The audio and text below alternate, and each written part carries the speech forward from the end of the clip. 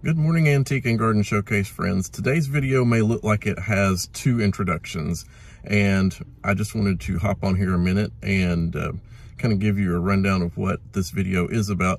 It's pretty much about just looking through the yard and getting ready for springtime. And a lot of us know that we've been through kind of a weird and strange winter. It's had a lot of ups and downs. We've had ice storms, we've had negative temperatures, we've had 70-degree days. It's just been a weird variety. So I'm going to take you on a little weekend walk around of the yard, and we're going to get an idea of what things I'm looking to do for springtime. So here's kind of the second introduction. Hello, Antique and Garden Showcase friends. I thought I would just get outside today.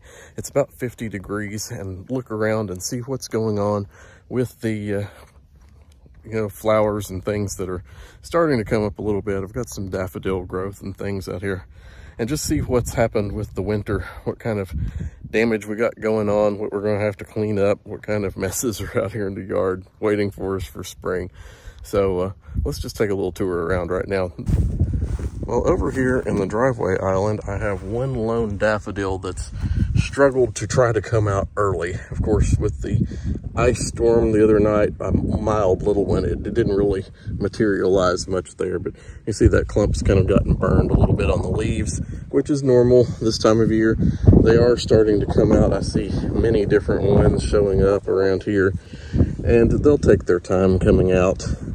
But looks like all of them are still here. These are the ones I put in from color blends a couple of years ago. And there's a clump. They're still popping up everywhere around here. I'm hoping they actually have multiplied quite a bit, and we'll have a lot of show from these this year.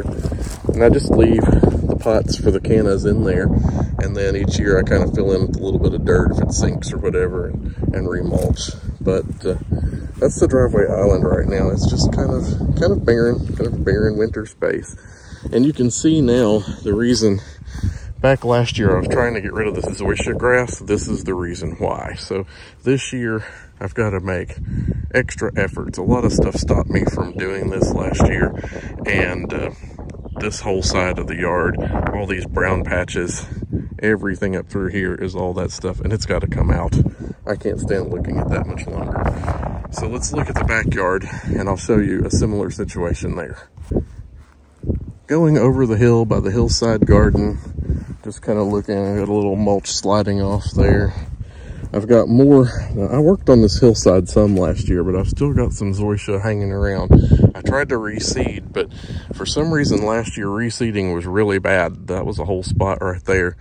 So the first thing I've got to find out is when to get the reseeding done on the yard. When's going to be the best time to put the seed down? Because you can't put it down and then put down your crabgrass pre-emergent, because the crabgrass pre-emergent will actually stop your seed from growing. So, or germinating altogether. And we're going to clean up a few sticks while we're going down through here too. Whew, we've had some erosion here from the water. Water comes off the drains off the hill here. At some point I may have to extend those on down to the creek line. But here you can see, this is, use my stick as a pointer, this is my zoysia nightmare all out in here. I did not get to any of this portion of the backyard, and you can see it's just sporadically in here. I had a thought the other day. I thought if I could get some of that orange marker paint, I might go around, because up in here you can see there's none.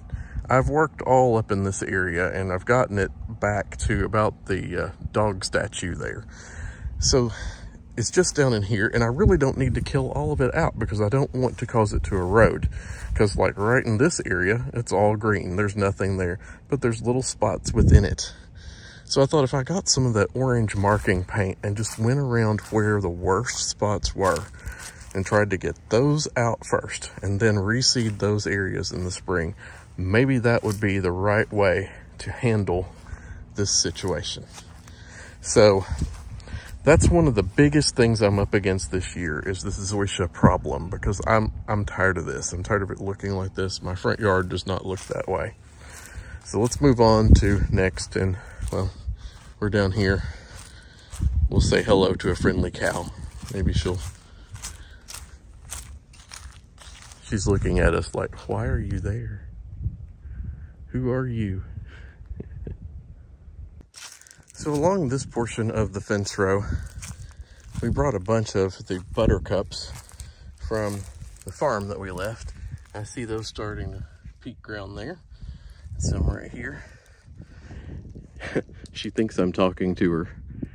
She kept rustling over this way. Isn't that funny? I'm making a lot of racket down in there. Anyway, this is a redbud tree, an eastern redbud that's done really well. There's more patches of buttercups. We kind of mixed them all around down in here so they would come up really pretty. This is a white dogwood that I show every year, and it looks like it's got a lot of, all these little buds are going to be blooms. These little round things will be blooms on here, and it's just full. So it looks like it's going to be a pretty year for the white dogwood tree down here on the lower branches anyway. And more buttercups. These just look more natural down in here. I actually got a Better Homes and Gardens book the other day, and it was talking about shade plantings that were pretty along with dogwoods and redbuds in this area, and they were talking about oak leaf hydrangea, and I thought, oh, a few of those would really be pretty down in here. This was a new, I don't know if that was a pink or a white dogwood, I can't remember, I put in last year. I'm hoping it's living because the dry weather was pretty rough on this stuff last year.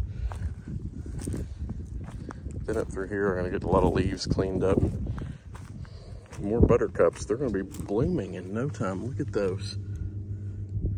Well, those are the buds, so I'd say in another week or two, we're gonna have blooms there. I see irises, all sorts of things coming up, more patches here. So, looks like spring's starting to spring up here. This side of the lawn is not as bad with zoysia. Actually, these patches that look dead are where I killed it out last year and no grass came up. So this is the part that I really need to work on. I need to work on seeding really bad from here to the dog statue. Then I need to work on tearing that other end out and getting it shaped up. But winter's taking a toll around here. There's no way I could clean up all the sticks and debris today. It's just everywhere. And especially with the cold that we've had. Back in December, we had negative temperatures. It just seems to take down everything, along with the ice and snow. And as you can see, there's just a world of cleanup out here. It's all over there. I forgot to dig my dahlias up. I'm sure those are gone, but we'll replace those. And then up here, I talked about this in a previous video, the magnolia had dropped a whole bunch of leaves because of the cold. It's continuing to do so. You can hear them rustling underfoot. This is going to be a day's worth of work just cleaning up leaves and sticks around here at least, if not more. Same thing around the front. The little gem magnolias that are on the corner, they have really browned out. And we were talking about this the other day. I said, this is going to be the perfect opportunity to really do a severe trim on these and get them shaped back up to a little bit smaller size than what they've kind of gotten out of control and over the front of the roof line. And I like to keep them down below and shaped in more of a pyramidal shape. So that's what's going on outside right now in the garden world. Things just look rough in midwinter, so hopefully soon we'll see springtime hit around here. The boxwoods look really browned out from winter, but there's hope. There are still pansies. There are daffodils pushing ground in there all around, so this should be a really pretty area in a few more weeks. Just gotta hang on. Thank you so much for joining us today on Antique and Garden Showcase. Springtime's just around the corner, and I'm really excited about getting that done. Today I'm actually out and about just a little bit, and I'm picking up some cast iron legs to build a tier table. I'm going to build kind of a rustic looking tier table to display the flower pots I'm getting in the retail space for spring this year. So kind of keep watching. I'll show you how that project turns out in the upcoming days. So thanks again for watching. Be sure to give us a thumbs up.